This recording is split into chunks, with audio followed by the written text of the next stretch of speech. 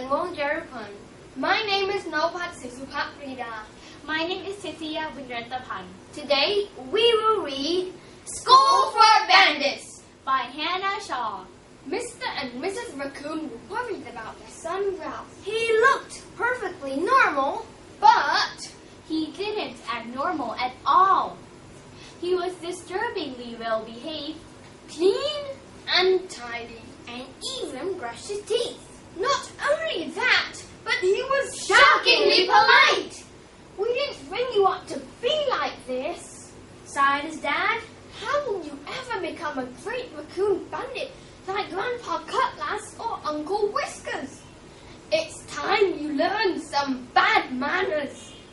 We're sending you to bandit school. When Ralph arrived at bandit school, he saw at once he wasn't going to fit in. All the other raccoons looked bigger, bolder, and really bad. The teacher told the register. Mrs. Mischief, she announced, your first lesson is unpleasant behavior. Now repeat after me. Brr, brr, brr. Ralph didn't enjoy his first lesson. He wasn't very good at it. Pardon me, gulped Ralph. Everyone laughed at him. He didn't like lunchtime either, or the sport activities everyone else was so enthusiastic about.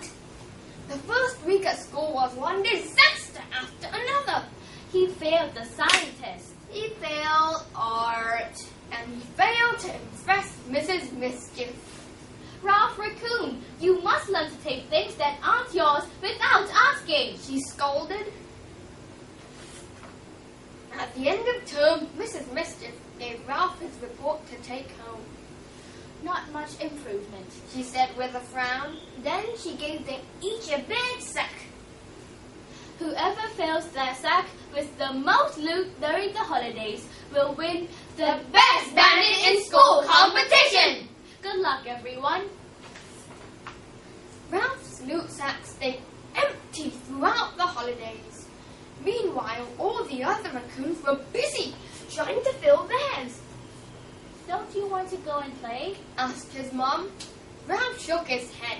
He didn't want to cause trouble. On the first day of the new term, Ralph picked up his empty sack with a heavy heart and started to walk to school.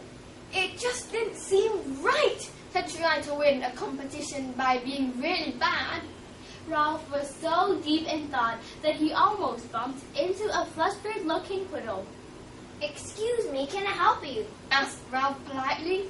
My hair, she wailed. It's a disaster. Ralph pointed her in the direction of the glooming parlor. What a lovely young raccoon, said the poodle, and gave him pailfuls of sticky sweets. He put the sweets in his sack and walked on. As he crossed the park, he gave a friendly wave to a family having a picnic. But something wasn't right. They were jumping up and down, shouting. Fluffy, come down! Poor Fluffy was clinging helplessly to a tree. Quickly, Ralph climbed up to rescue her.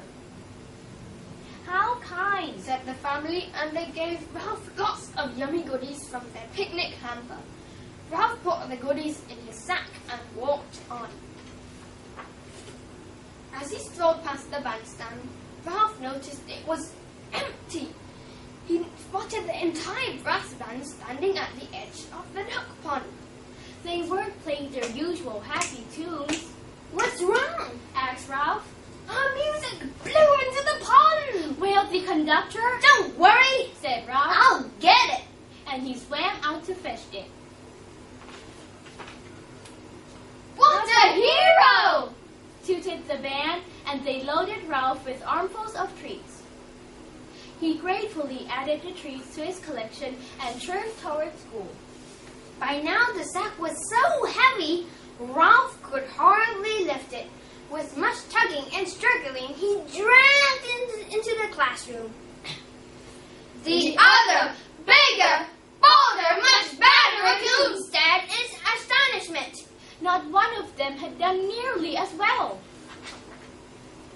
Well done, Ralph, said a rather surprised-looking Mrs. Mischief. You've won the best bandit in school competition. Ralph had his photo taken and told his proud parents who couldn't stop smiling.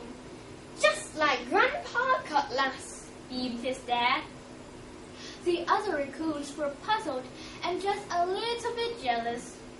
Tell us how'd you get it, they begged. Ralph grinned at his new friends. Well, first you have to say, please. And that